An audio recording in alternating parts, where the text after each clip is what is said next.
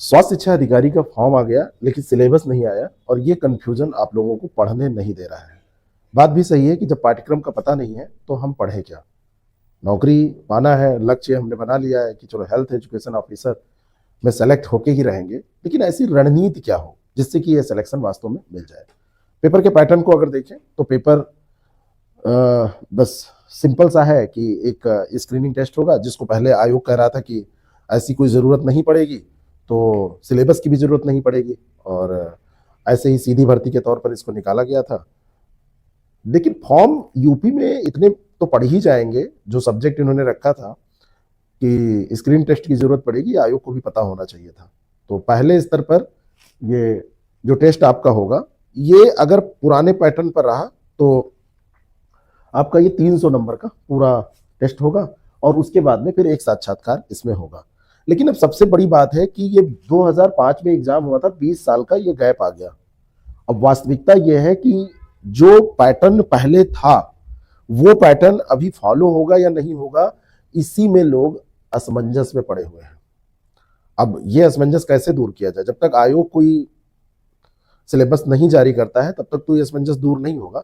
लेकिन कुछ चीजें ऐसी हैं जो मैं आपको बताना चाह रहा हूं कि वो नहीं बदलेंगी और यूपी कमीशन के हर एक एग्जाम में वो रहती है।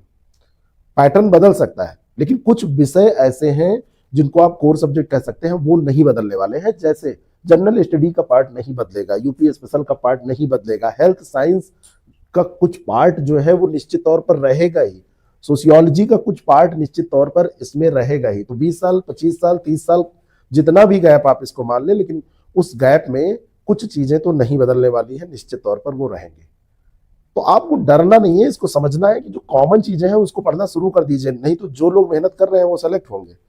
कंपटीशन बहुत अच्छे स्तर का होगा। एक चीज ये जान लीजिए, कहीं भी दूर दूर तक आप सिलेबस के इंतजार में मत रहिए, मेरी ये सलाह है। कंपटीशन बहुत अच्छे लेवल का होगा। हमारे बैच से बहुत सारे लोग जुड़े हैं, उनके अंदर भी वो अपोज चल रहा है, सर आप पढ़ा रहे हो सकता है ना। अरे क्यों नहीं रहेगा भाई? इतिहास, भूगोल, पॉलिटी, इकोनॉमी, साइंस, ये सब क्यों नहीं रहेगा? ये तो रहेगा ही सिलेबस में। आप इस बात को समझिए, निश्चित तौर पर ये रहना ही है। आपका जो ये ऑब्जेक्टिव टेस्ट होना है, इसमें ये मान के चलिए अगर 150 क्वेश्चन का पेपर हो रहा है तो 130-35 क्वेश्चन का सिलेबस तो बिल्कुल आउट है और इसको आप पास नहीं करेंगे तो साक्षात्कार आप क्या देंगे? इसको तो पास करना जरूरी ही है। तो हेल्थ एजुकेशन ऑफिसर में जो जनरल स्टडी है, यूपी स्पेशल है, ये सारी चीजें तो आप पढ़ के रखिए। स्वास्थ्य शिक्षा जो हेल्थ एजुकेशन है, हेल्थ साइंस है, इसको आप पढ़ के रखिए। नेशनल हेल्थ स्कीम हम आपको पढ़ाएंगे, फैमिली वेलफेयर हम आपको पढ़ाएंगे, सोशियोलॉजी की जो बेसिक चीजें जो जानना जरूरी है उनको हम आपको पढ़ाएंगे। तो उनको तो आपको तैयार करना ही है, उसमें कोई आप बट लेकिन वाला मामला मत रखिए। ये 100% सिलेबस में रहना ही है। अब मैं इतना जरूर कहूंगा कि आप सोशियोलॉजी उठा के अगर कोई आपको ये पूरा बताना शुरू कर रहा है और इस तरीके से पढ़ा रहा है कि अब बिल्कुल आपको पारंगत कर देगा कि फैमिली क्या होती है, उस पर नोट्स लिखना है, विवाह क्या होता है उसमें बिल्कुल डिटेल में एक सोशियोलॉजिस्ट की तरह मतलब विचार करना है, तो ये नहीं सही है। ये इतना ज्यादा वो नहीं करना है, इतना ज्यादा ये रीति रिवाज मूल्य में बिल्कुल आपको रिसर्च नहीं करना है, ये तो गलत हो जाएगा। बहुत सारे लोगों को हमने देखा है कि वो इस चीज को लेके बिल्कुल परेशान है और सारी चीजें इस तरीके से पढ़ रहे हैं। तो ये अगर आप समाज शास्त्र मान के, सोशियोलॉजी मान के और इस तरीके से आप पढ़ना चाह रहे हैं, पढ़ रहे हैं, तो ये गलत है, ये तो गलत है। लेकिन हेल्थ एजुकेशन ऑफिसर, जन स्वास्थ्य के बारे में, इसको अगर आप पढ़ रहे हैं तो ये बिल्कुल सही काम आप कर रहे हैं, इसमें कोई दो राय नहीं। ये सारी चीजें रहेंगी। आपको कम्युनिटी के बारे में पढ़ना है, आपको फैमिली के बारे में भी जानना है, लेकिन एक सोशियोलॉजी के एक्सपर्ट की तरह नहीं जानना है। बहुत सारे लोग इसमें साइकोलॉजी का सिलेबस पढ़ा रहे हैं, तो उसमें आपको बिल्कुल मनोवैज्ञानिक नहीं बन जाना है। ये जो पद है उस पद के हिसाब से चीजें आपको पढ़नी है। बात समझ में? एक्सपर्ट बिल्कुल वैसा नहीं बनना है कि एक विषय का बिल्कुल आप एक्सपर्ट बन जाए। आपको धीरे धीरे चीजें समझ में आने लगेंगी जब आप पढ़ना शुरू करेंगे। हमने वो कोर पोर्शन अभी स्टार्ट किया है अपने बैच में, जिस पोर्शन के 100% नहीं, आप मैं लिख के दे दूं 1000, अगर 100 की बात आप कर रहे हैं तो हम 1000, 10 गुना मैं उसका दावा करता हूं कि वो चीजें रहेंगी। भाई जीएस तो रहेगा ही, कोई भी पेपर आयोग का होता है उसमें जीएस रहता ही रहता है, तो उसको तो आपको करना है। आपको बाकी ये सारी चीजें, नेशनल हेल्थ मिशन है, आयुष्मान भारत योजना है, पोषण अभियान है, स्वच्छ भारत मिशन है, नेशनल टीबी एलिमिनेशन प्रोग्राम है, नेशनल एड्स कंट्रोल जो प्रोग्राम है, इनके बारे में तो पढ़ना है। शुरुआत में ये सारी चीजें तो तैयार कर सकते हैं, इस पे तो आप एमसीक्यूज कर सकते हैं, इन पे डिटेल पढ़ सकते हैं। कोई योजना कब शुरू हुई, उसका पर्पज क्या है, उद्देश्य क्या है, उसके जो फीचर्स हैं उनको तो आपको तैयार ही करना है ना। तो 2005 का जो पेपर हमने आपके सामने रखा, विश्लेषण किया, सारी चीजें आपके सामने रखी, तो उसमें आपको वाइटामिन के सवाल तो मिल रहे हैं, उसमें आपको हर हाल में रोग के सवाल मिल रहे हैं, उसमें आपको जीएस के सवाल जो मिल रहे हैं, इतिहास, भूगोल, पॉलिटी, है ना, राज्य व्यवस्था, अर्थव्यवस्था। तो इन चीजों को आप पढ़िए। बात समझ में आ रही है? इसको आप इंतजार में मत छोड़िए। किस तत्व की कमी से क्या रोग होता है, इसको पढ़ने में कभी आपका नुकसान नहीं होगा, कभी घाटा नहीं होगा। घाटा उनका होगा जो लोग बैठे रहे हैं, इंतजार कर रहे हैं, और ऐसे बैठे इंतजार करते रहेंगे। और करने वाले तब तक पूरा सिलेबस लगभग 60-70% पढ़ चुके होंगे जब तक आयोग सिलेबस जारी करेगा।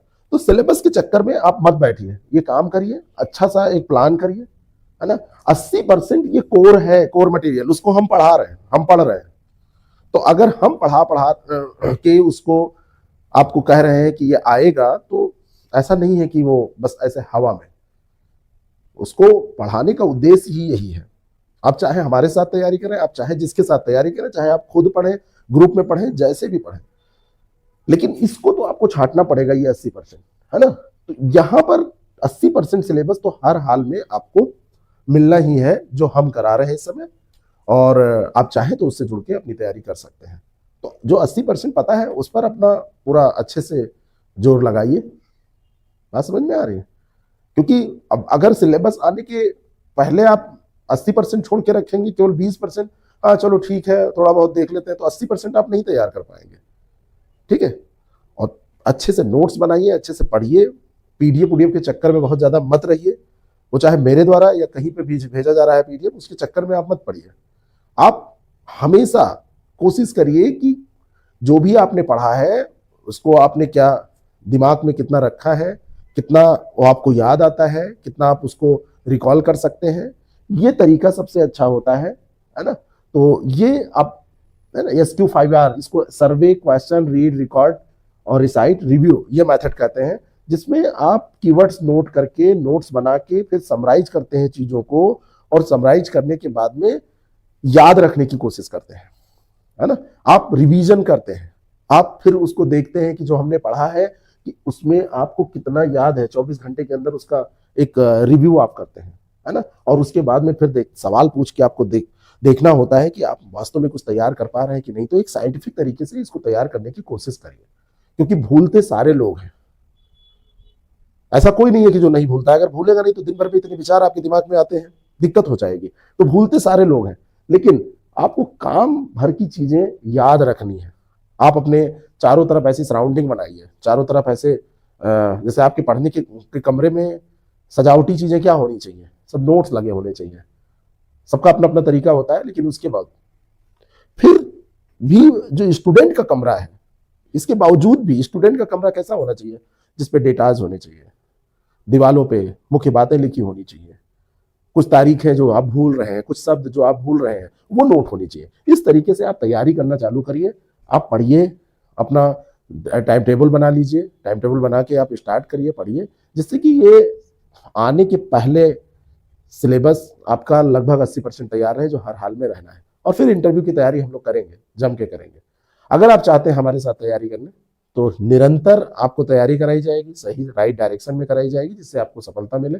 दिए गए नंबर पर आप कॉल, मैसेज कर सकते हैं और जानकारी ले सकते हैं। द सक्सेस प्रेप ऐप पर हमारा कोर्स है, अभी लाइव क्लास उसमें आप देख सकते हैं, रेगुलर क्लास उसमें चल रही है। आप देखिए, ट्रायल लीजिए, पहले आप जांचिए, परखिए, आपको समझ में आए, उसके बाद हमारे साथ जुड़ के तैयारी कीजिए। Thank you so much. और ऐप का लिंक हमने डिस्क्रिप्शन में दिया है। कोई दिक्कत होगी तो इन मैसेज और कॉल के माध्यम से आप जानकारी ले सकते हैं।